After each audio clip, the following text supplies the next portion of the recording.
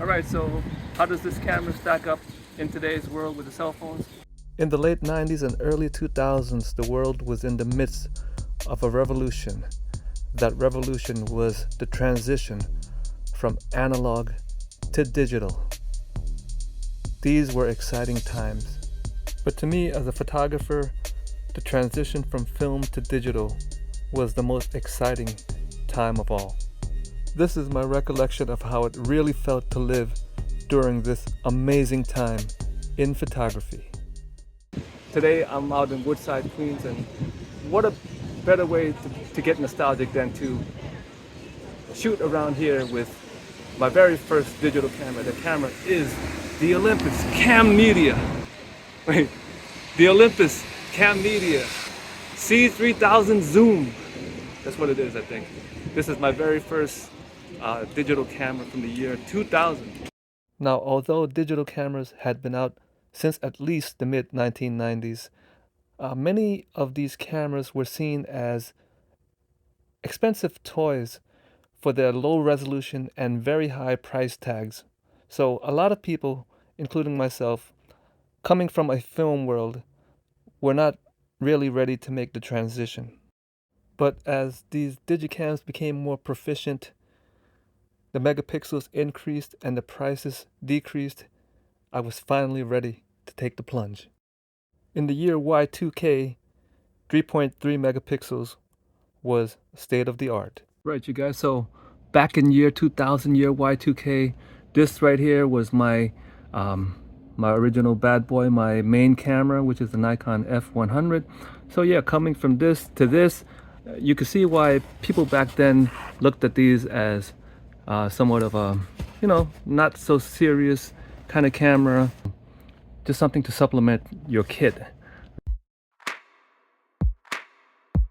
Now, the feeling that I had with my first Digicam was that this was fun and amazing, actually. Just being able to take snapshots of everyday life, of friends, of goofy moments. I just thought it was amazing. I really felt as if I was living out a photographer's fantasy.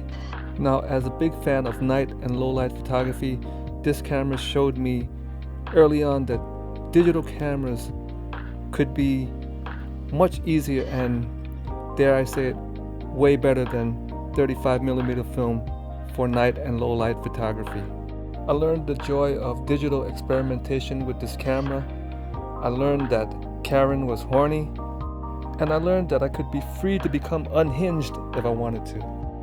The immediacy of seeing a digital image made a huge impact on me. But most of all, it's the priceless memories of friends, of family, some who are no longer with us, that makes this camera a sentimental favorite in my collection.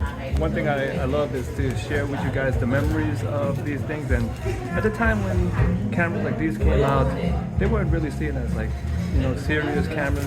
People were still thinking that their film cameras were the serious gear. But these were seen, at least to me, as the future, what the future can bring.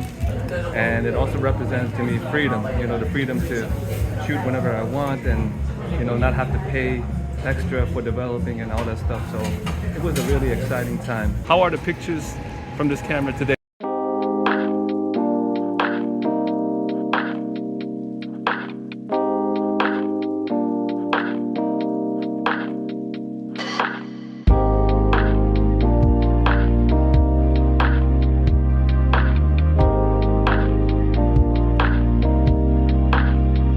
Now here's a really interesting bit of nostalgia for you guys. Check this out. This is the Cam Media Flash Path floppy disk adapter. Now back in the day, the floppy disk was pretty much our main source of storage. So you would take the smart media, put it in here, and then put it into your old Windows computer, which I'm not going to do. And I'm just going to tell you guys right off the bat, I was not a big fan of the floppy disk. Even back in the day, it was like slow, unreliable kind of media that I always thought that, they could have done better. And fortunately, today we have a lot better than this. So this is just a little extra bit of nostalgia, which I'm not going to get too much into because I was not a fan of the floppy disk. It's great, it's cute, it's lovable as nostalgia, but it was horrible tech.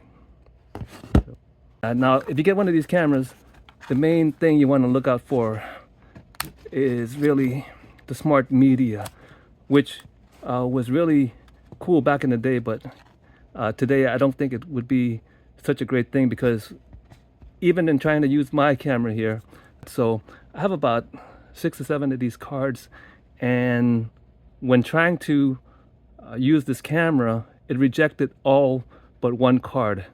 So if you're going to be looking at any of these old smart media cameras, you have to really have a good supply of these smart media cards, because there's a good chance that it's not going to work. A lot of people nowadays, when they look at these cameras or when they look at images from these old Digicams, they'll say that, oh yes, they look like film-like kind of images. But I just want to say that I had a different perspective on that, simply because I was coming from that era. Now, back in that era, if you go back and try to find forum discussions on these kind of things, on these kind of cameras, you always see something like, oh, images from these cameras look so digital. Images from these cameras look too digital. And that's the era that I was coming from. Now, when you look back at the images now, I would still say that they don't look film-like, but they look nostalgic in a good way, you know? So that's the difference between then and now. Back then it was clear when people say it looked so digital. Today, when people say that it's film-like, I think that the people who are saying that are not actually really film shooters, but they're looking at it, they see the off colors, they see the aberrations, and to them it looks film-like. But in reality, to me, it's a nostalgic kind of look. You know, it's an early vintage digital kind of look, and I actually love that too. All right, so this is a fun camera and that you can get cheap. Lastly, and perhaps the most amazing thing of all, is that to me, the images from the Olympus C3000 Zoom from the year 2000, to me look better and more aesthetically pleasing than some of the recent cameras that I have reviewed.